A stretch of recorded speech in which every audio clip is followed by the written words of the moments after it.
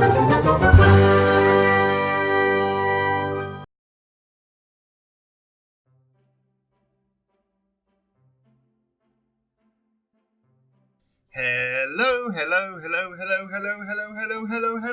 and welcome back to Glevum Manor. I'm Rossgo, and this is Rossgo Gaming. Now, I've decided to do a bit of work at the front of the park so we can actually let guests into the park. This is a simple entrance that I've had on my workshop for some time now, but I really like it. I think it's in keeping with the park.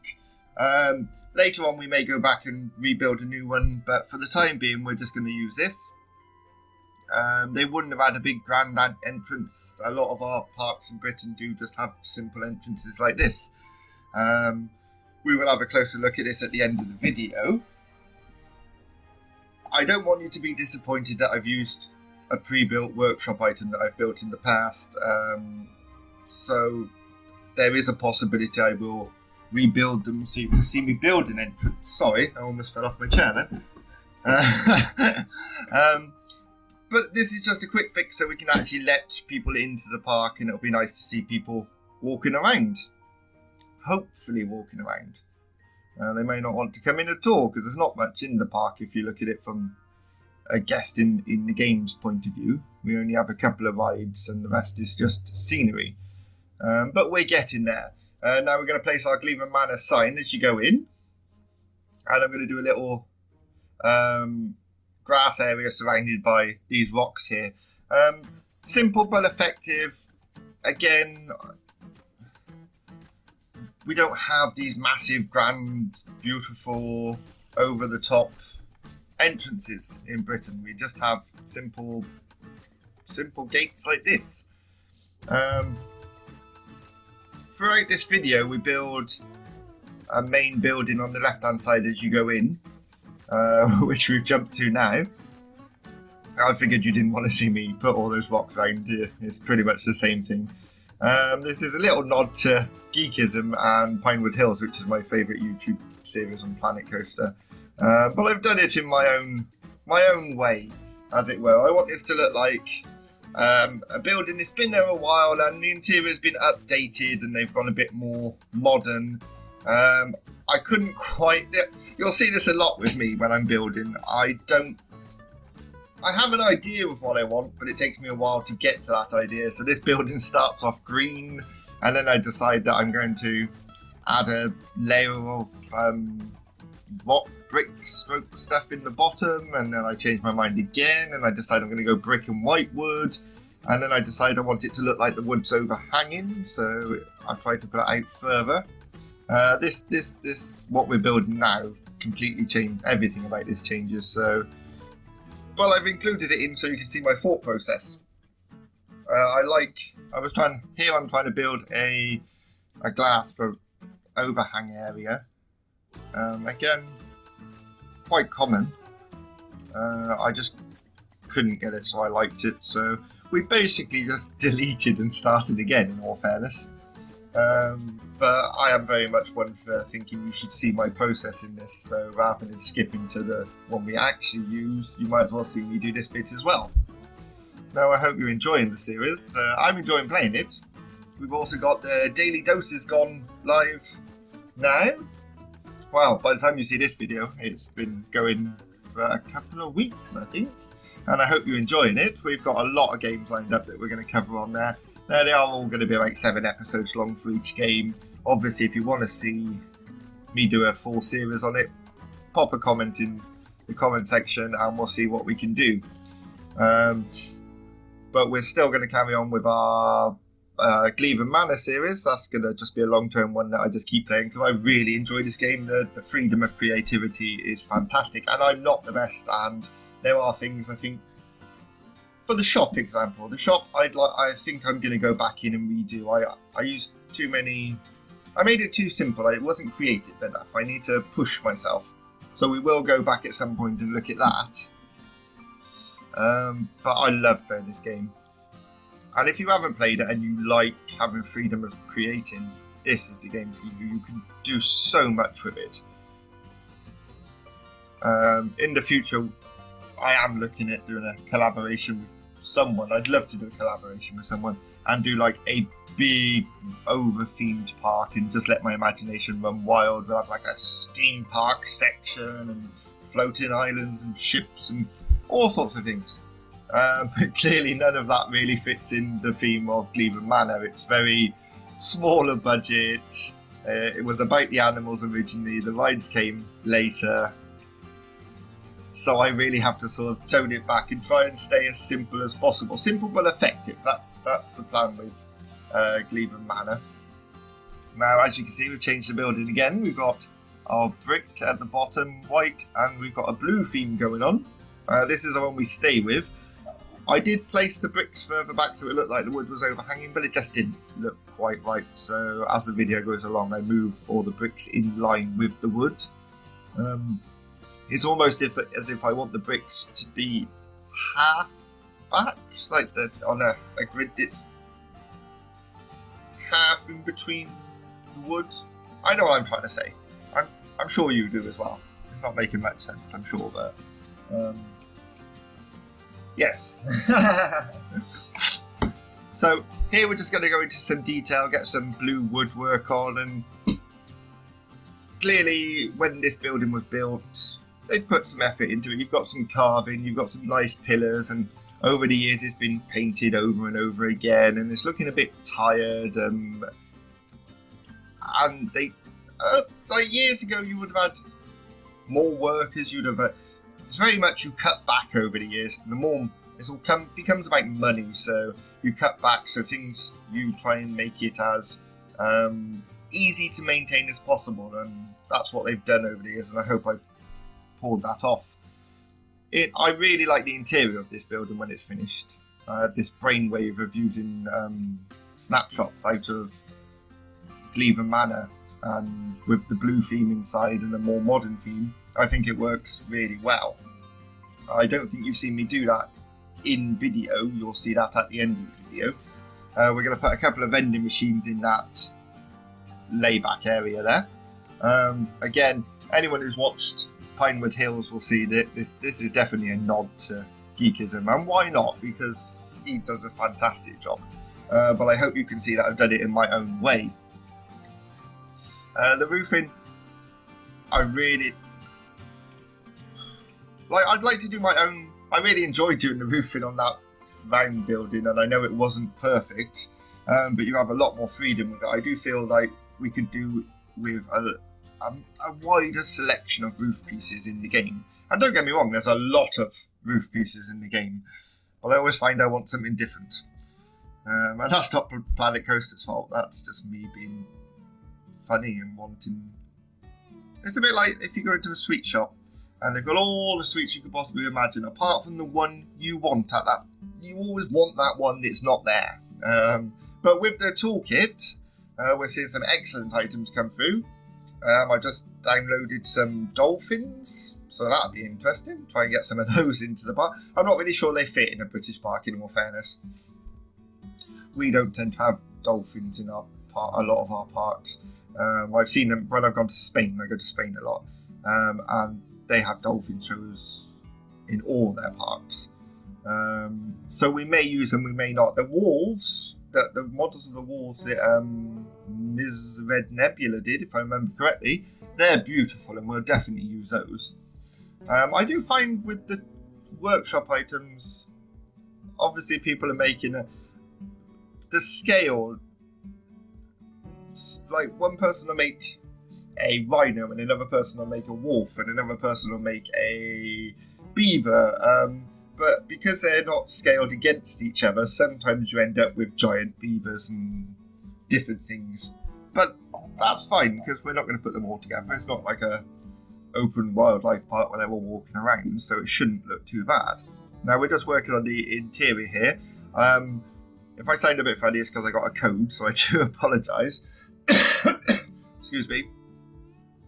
We're putting a couple of information offices in here because I do plan on most of my rides having the priority queue, so this is where they'll come to pick them up. We also put a sign on the wall advertising all the facilities that the park has available, including wedding venue and function rooms and I know some parks do all these things. I'm not sure I'd want to get married at Glevum Manor. Well, you could in the manor, that would be lovely, I suppose. Here we are, we're going to put some screens on the back wall here, which I later on put screenshots on, and I think it turns out really well. We've tried to keep, again, the inside needs to look like it's been modernised and it's been simplified and it's just easy to maintain, and that's the look we're going for. So just put some lights in. Oh, I woke up this morning and I had all these grand plans of what I was going to do for my channel, and I'm just full of code. And typical on my day off, when I go back to work tomorrow, you know I'll be fine. But when I have a day off, that's when I have to suffer. So we're just messing around with the lights here. Some of the lights are what you want, they're just not very powerful, so I've teamed the square lights up so it looks like they're lighting the area, but they're not. I've put bigger lights in above it, because some of the lighting is a bit... Here I was trying to design so it looked like there was doors that slide across when they close at night and things like that. The elevator doors would have been perfect, but they're just not quite right, so I think I build a shutter across the top? No, maybe I don't. I don't know. We've moved on to the toilets now anyway, so we'll have a look at when we do the walk round at the end.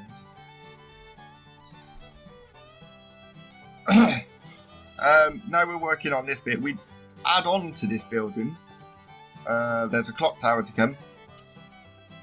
And at first I wasn't sure on it, but I'm learning to like it more and more. And we do also put an arcade in with a lot of workshop arcade machines. There's some really good ones out there, which I will link in the description below. So yes, go and have a look at those. I've also put Geekism's coin 2p slot machine in, the one when you put the 2p in and it pushes them all forward. I haven't seen another one, but it's actually very well themed, and it's a good scale as well. Because before the tool maker's workshop thing, I know what I'm trying to say. Before that, you had to build the pieces out of in-game parts, and sometimes it was hard to get the scale correct. I really enjoyed this sign that I've got on the wall. A complete accident. I was going to use the King Coaster sign, and then I sunk it in, and it gave me this sort of plastic sheeting. And I thought, oh, that's brilliant. So we're going to put a little list of things that you can get in Glevum Manor, so yearly passes, house tours, priority pass, gift card, function rooms, and wedding day. And now we're going to move on to the clock tower. Again, I've done it out of brick, so I just feel if I did it out of the white wood, it would have been too much. And we've got the brick in the bottom of the first part of the building. When we build the arcade, you'll see that I make it a lot taller than the first part, the bit we just built. And off screen, I reduce that because I just think it takes away from the clock tower. So when we go back in, you'll notice that the arcade is a lot shorter than it was. And I personally think it looks better shorter. Obviously, you might disagree with me, but ultimately, I'm the one playing the game, so it's my decision. Every time I added to the clock tower, it felt empty, if you know what I mean. Like I keep adding all these little bits on, and it's great. And the bottom looks lovely, and then you do the middle bit, and that looks lovely. And it just felt a bit plain, so I think I put some windows on it at some point. And now we're just making the footprint a bit smaller for the clock tower. It just seemed to stick out a long way, and I was like, people are just going to fall over that. We put a small planted area in with some rose bush. I don't know really what they are. They're climbing plants with flowers on coming up the left-hand side of the clock tower. Breaks it up a little bit. As you can probably tell from me talking about it, I'm still not over keen on the clock tower. It may survive, it may get remodeled, it may disappear completely, but it does the job for the time being. It's a bit like any park. I'm sure buildings get changed and chopped and moved around over the years, and that's the same as what's going to happen in Glevum Manor. On the opposite side of this, on the other side of the plaza area, I was hoping to do a restaurant, maybe? Would you have a restaurant at the beginning of the park? We tend to have cafes and that at the beginning of the park. Could be a cafe. We don't really have a lot of restaurants in our parks. They tend to be like dining halls where you get a quick lunch or something. But yeah, maybe a cafe opposite. And then behind that one, I'm thinking we'll lead into the forest area and we'll have the gamekeeper's cottage, which will be like a haunted house style ride and things like that. So we'll be adding more rides into the park, which would be nice. I still haven't had a look at those point of view pillar things that you can get to make people look at. So like the guests would actually take notice of the tigers and take notice of these things, and that's in the game apparently, and I need to look at those and see how they work. Now the clock tower I've gone for a green theme on, which I think I continue over onto the arcade. So again, it adds to this building being added on at some point. I was trying to find some pretty frill to go along the top of the clock tower, and they just weren't quite right. They were what I wanted, I just couldn't get them to sit right. So we're moving on to the arcade. Here you'll see me make it really tall, and as I explained, it doesn't stay like that. I think we do a raised steps into the arcade.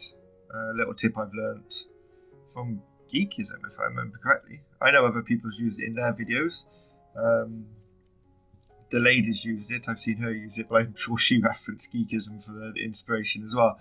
The thing a little bit annoys me, you get these edgings when you do raised areas, and there's no way of turning them off. So we've got that stupid little round bit in the middle of the path, as you can see there.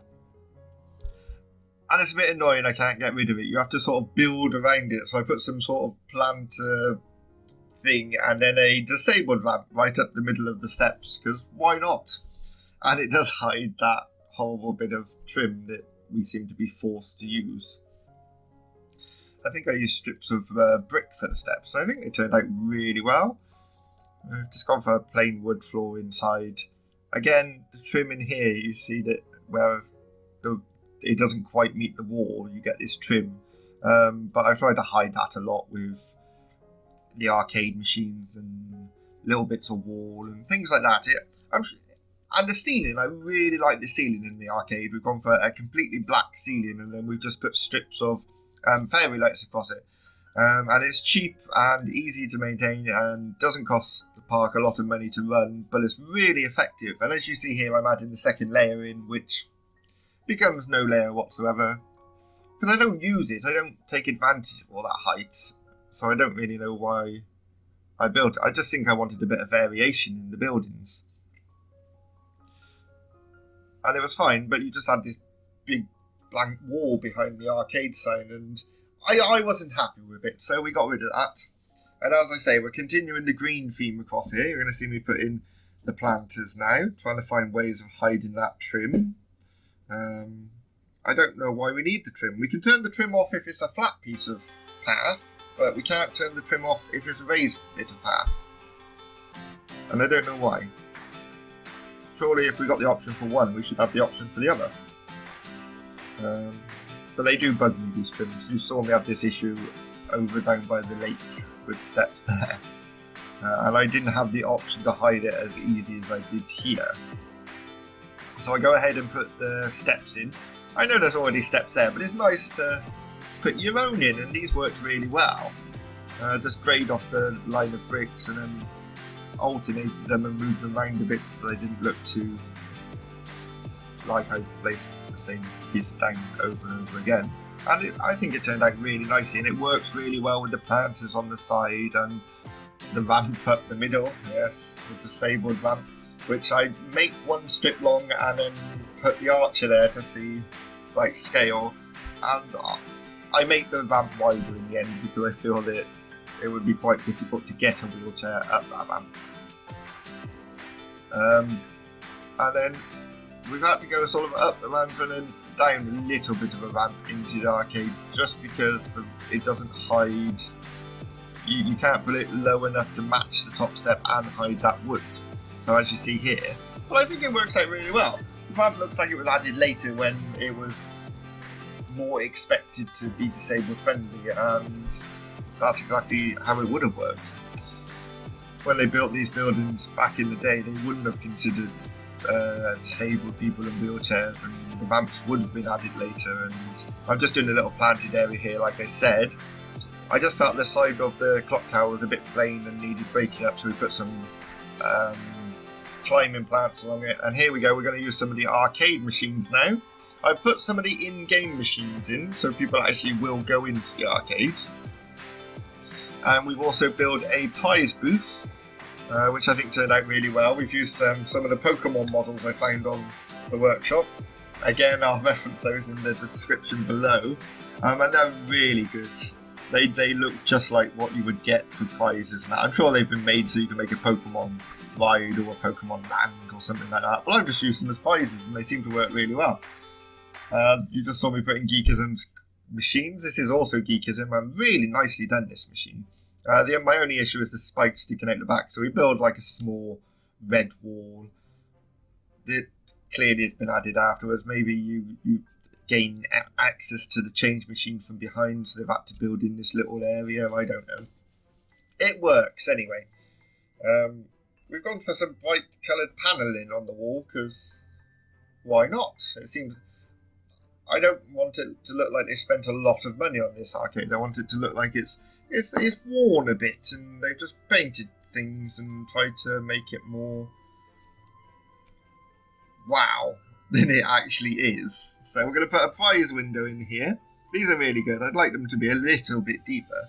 I could have built my own, I suppose. I think it turned out really well. We've put in some Charmanders in there. Hashtag Pokemon. And then we're going to put some Cosmic Cows, some t-shirts in there, and we'll build a little bar to the right-hand side. And we used one of the models that came with the Studios pack, I think, as the lady serving behind the counter, who we've also used the same sort of models for the ticket booths. And they work really well. The clothing they've got on, I've themed it to green, because I think that's Glevum Manor's uniform colour is green. And they work really nicely. I'm sure I saw somewhere you could actually put a member of staff behind there, but I don't actually know how to do that. And we have our finished product. Needs a lot more work out the front here. We've got planting to do and borders and things like that, but this is how it'll start. You can walk either side around the Glevum Manor sign, so you've got 4 ticket boxes. Obviously, as I say, we may change these and build our own. Well, this is my own, but Glevum Manor's own, should we say. You can have ticket prices up there, and then you come through and you've got a little gentleman in his little booth there looking happy as ever. Doesn't he look happy? I really like the detail I managed to get on these little areas. Like he's got his stamp and some papers and things like that. And then you go through and on the left here we've got the information office. Again, as I say, it looks quite old from the outside, but this had been updated with blue panelling inside, and it's really quite plain and simple. And I love the bat wall. I think this was a great idea of mine to use these screenshots and do them blue, and it all works really nicely. Really happy with that. And then we've got some vending machines, just a couple. Some of the vending machines are quite questionable in this game, the things you get in the machine. I've gone for drinks and candy bars and sweets, which is the most common 2 things you see around the place. Let's get rid of those notifications. I know everything's falling apart. And then we've got some toilets, a little garden area which ties the clock tower in. I'm really happy with the clock tower. I'm getting more and more into the clock tower, especially since I've reduced the height of the arcade. The clock tower sort of stands out and holds its own. And then, of course, we've got the arcade. I've used the in-game pieces to make arcade. Again, they're Plancos, so they're a little overscaled, but not too bad. They could have been a lot worse.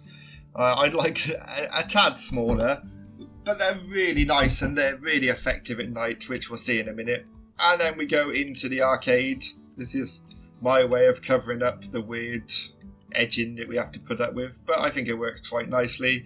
And inside, I'm going to turn it to nighttime so it's more effective. Bear with me. So that's AM. There we go.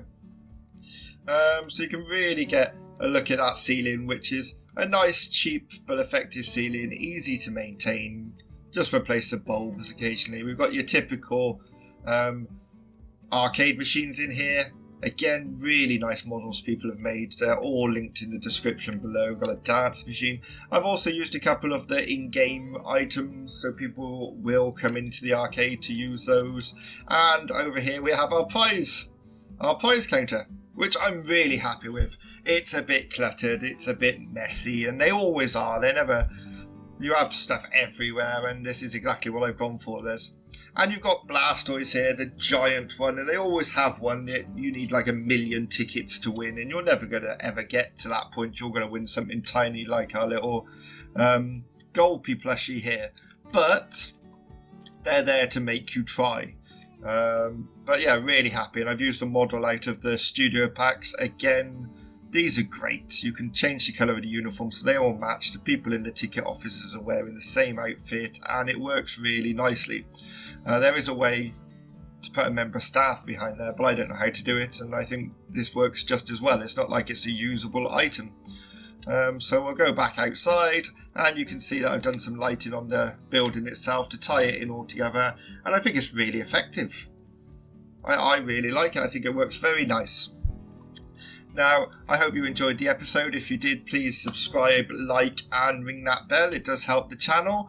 Next episode, we'll probably work on this side of the plaza. I'd like to get a cafe, as I said, with some outside seating and umbrellas, and just to give some height to the area, because it's very rare that it goes flat building. You tend to have different heights, so we'll go up onto the tables, and the next height will be the umbrellas, and then the next height will be the glass balcony up onto the roof, and it'll feel alive. That's the plan.